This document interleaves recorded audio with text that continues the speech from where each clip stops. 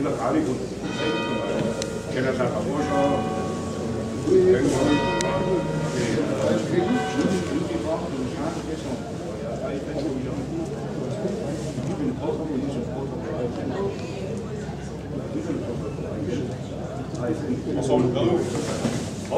macht nichts.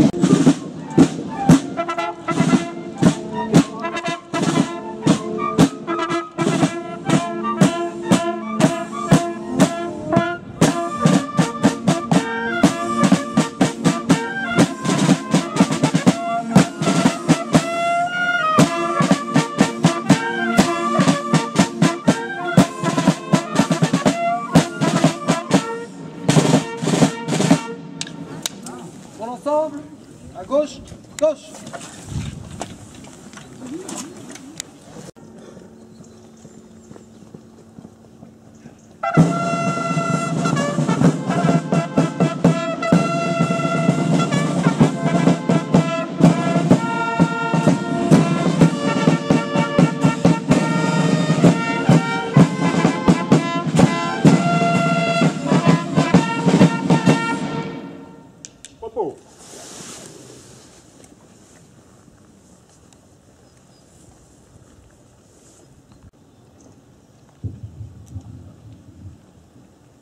Bonjour à toutes et à tous.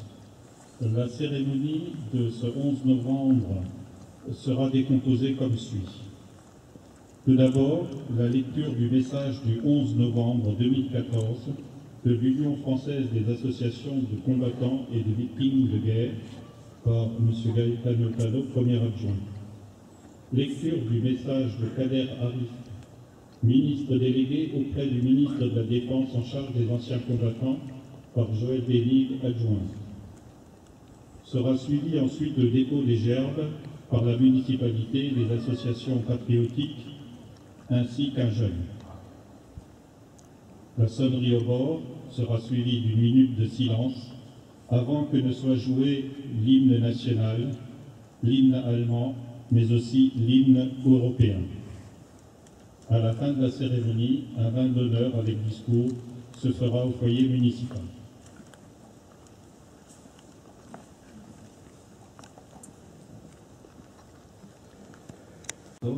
De l'Union fédérale des ACVG. Dans le message émis à l'occasion du 11 novembre 2013, l'Union fédérale, se plaçant dans le cadre du centenaire de la Première Guerre mondiale et voulant en faire revivre chronologiquement les étapes manquantes, rappeler les raisons de son déclenchement. 1914 sera la première année de ce qui sera une terrible conflagration. Le 2 septembre, le général von Moltke engage un dispositif dans le but d'encercler Paris. En ayant été informé, le général en chef Joffre arrête la retraite et réquisitionner des taxis pour le transport des troupes vers le front et lance la contre-offensive générale. L'invasion allemande est stoppée et Paris sauvé. Menée entre le 5 et le 12 septembre, cette bataille de la Marne est pour nos armes une victoire, même si elle n'est pas décisive. Elle permet de rétablir une situation militaire gravement compromise.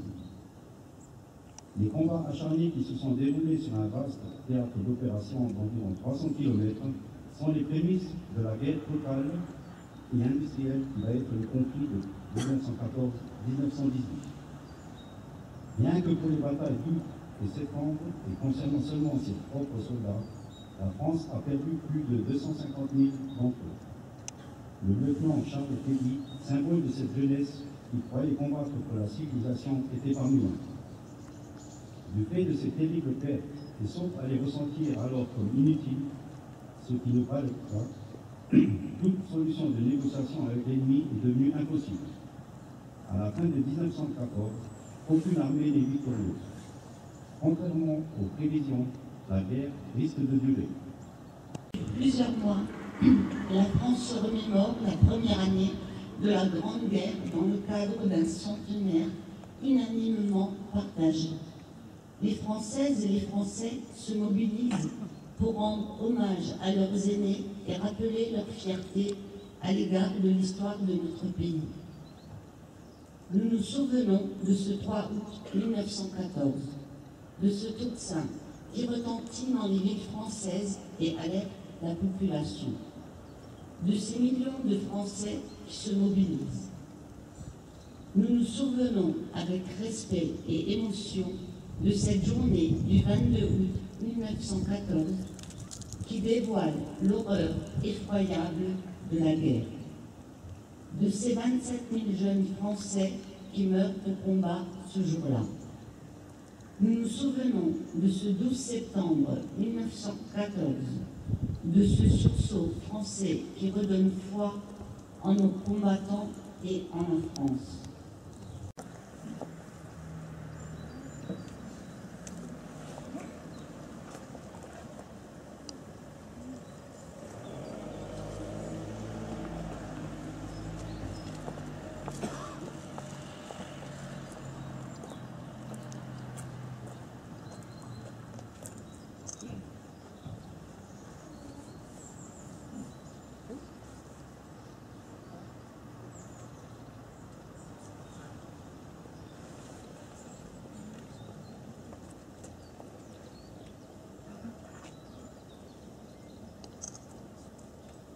Homo.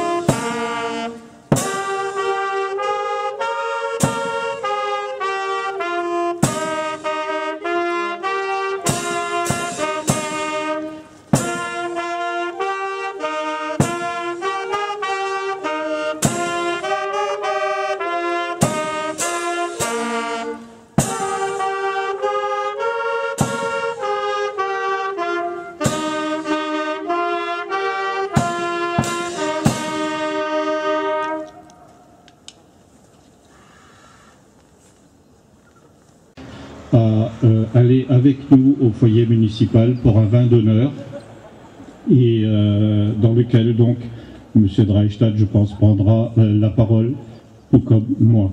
Donc à tout de suite.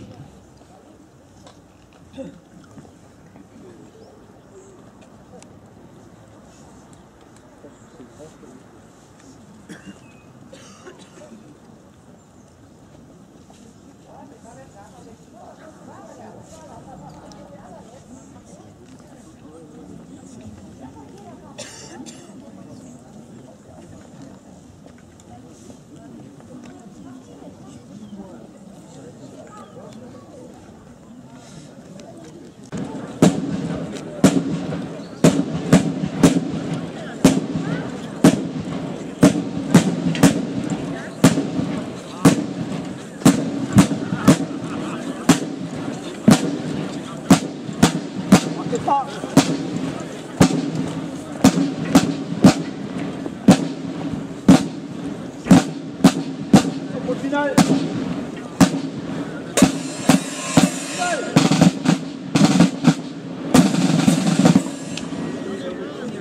Roulement sur place.